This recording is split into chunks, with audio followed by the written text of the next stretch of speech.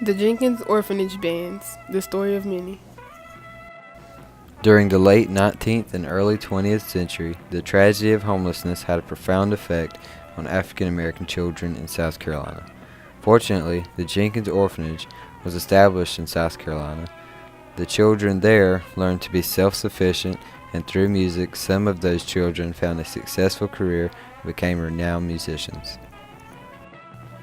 The Reverend Daniel Joseph Jenkins was born into slavery in 1862 in Barnwell, South Carolina. Not much is known about Reverend Jenkins' early life, but those close to him were told that he had been forced off the plantation where he had been born and had moved to Arkansas as a young man. Before he was a reverend, Daniel Jenkins came back to South Carolina, where he met and married Lena James. Jenkins earned his living by hauling timber for the lumber mills. One day, Jenkins went to the railroad yard to retrieve a consignment of wood. While there, he stumbled upon 4 young black boys huddled together in a boxcar. When he asked them why their parents had let them come outside on such a cold day, he learned that they had been abandoned. Though he had children of his own already and precious little money with which to take care of them, he took the orphan boys home to his wife. He gave them food and beds, but soon realized that the problem of abandoned black youth in Charleston was gargantuan, severely bigger than the orphans he had taken in. Daniel Jenkins was sure that his meeting of the boys in the railroad car was no coincidence. He believed that he had been chosen for a higher purpose, to be a missionary to the thousands of unwanted black children who didn't have anything to their names or anyone to take care of them. The fact that because the African American children living on the streets of Charleston had no one other than themselves to take care of each other is a heartbreaking truth. Though the background of these children is an undeniable tragedy, the real tragedy of this story is that prior to 1891, there was not a single orphanage that took black children in South Carolina. The reason being is that during the 1800s, segregation was ubiquitous. There were no laws against it yet, and many facilities utilized segregation as racism was prevalent. Prior to 1891, the streets were the only home for abandoned black orphans to live in. Providentially, from the predicament of the young boys found in the boxcar by Daniel Joseph Jenkins came the haven of an association for black children where there hadn't been one before. Because they couldn't support themselves any other way, oftentimes the impoverished orphans resorted to stealing to secure their needs.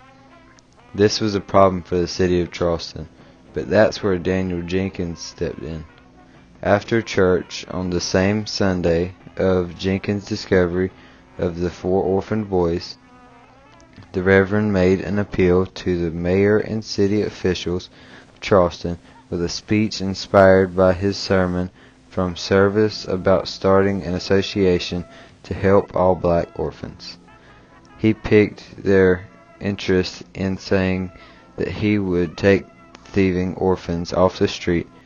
He was granted $100 and a building at 660 King Street that was little more than a shed.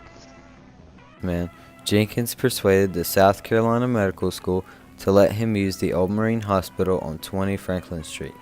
The Marine Hospital was not only in the penal district, but it was literally next to the city jail. And while it made for some unpleasant noise such as shouted obscenities and harsh yelling, it also served as a reminder and enforcer to the children of the Jenkins Orphanage that they would end up there if they didn't heed the Reverend's rules and warnings. Around the same time, Reverend Jenkins found out that some of the homeless kids who got caught stealing were sent to reformatory school. So he would go to court and ask that judge place the children in his care. This turned out to work smoothly as the Reverend instilled morals into the children and taught them how to live and earn a living. However, as the number of orphans continued to grow, Reverend Jenkins realized that he needed something to sustain the orphanage. It is speculated that the Reverend got inspiration from the Fisk Juvenile Singers of Nashville. In addition, having on his hands a number of undernourished, rickety, and tuberculous youngsters, Jenkins optimistically decided my children's lungs would get strong by blowing wind instruments. With this, Jenkins organized 11 to 12 of the orphaned boys into a band. He hired 2 local musicians to teach them to read music, and because of the group instruction, each band member became proficient at playing all the instruments that were donated to the orphanage. When the boys' skills satisfied Reverend Jenkins, he took them onto the streets of Charleston, where they performed with vivacious, flowing energy, like electrical currents crisscrossing in the air. The orphans, who Reverend Jenkins often called his black lambs, always had their concerts end with Reverend going through the crowd collecting donations. The donations from one concert would typically feed the orphans for a week. The feat of the Jenkins Orphanage Band, whom newspapers gave a condescending moniker, the Pickaninny Band, was not the first of its kind. While the insult from newspapers didn't fly over Jenkins' head, he adopted it because he figured it would elicit donations from white audiences. The idea of marching bands was found all throughout the country. However, it was not the music of the band, but how they played it, that captured the attention of passerby and audiences. The band would normally lead their concerts with a Sousa march, a standard part of the regimental band repertoire. From here, they'd ease into a cakewalk, a high-kicking, strutting parody of the formal ballroom dances of the white elite. One could hear that the boys played and danced with the urgent intensity born of their need to live free and prosper. Short-term impacts of the Jenkins Orphanage Band were the introduction of ragtime, the experience for an individual touring with the band, and an international reputation.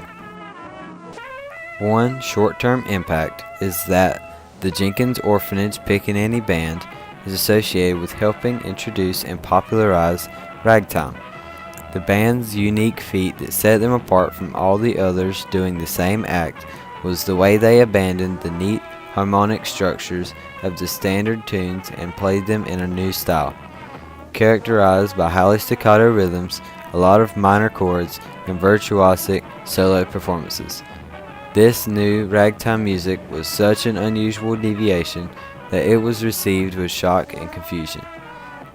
According to JenkinsInstitute.org, the crowds, initially bewildered, gradually succumbed to the band's charming musical comradeship and nimble talent.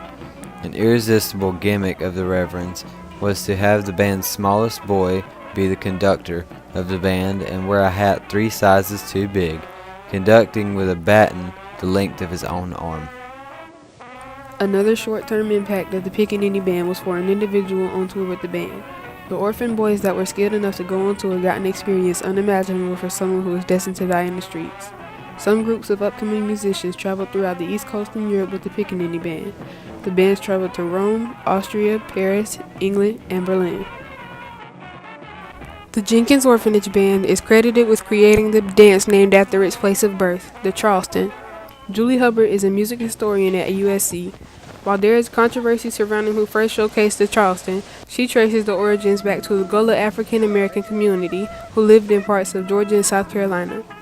Hubbard describes how the Jenkins Band would perform Geechee songs, accompanied by dancing wherever they went, including in Harlem. She surmises that this exposed other musicians to this unique musical and dance form. Reverend Daniel Jenkins had the idea of a lifetime when he saw 4 orphaned African-American boys held in a boxcar. The Jenkins Orphanage gave young African-American boys not only another chance at a better life, but a chance to become successful by introducing them to music. These boys being introduced to music had a bigger impact on the community than just the women.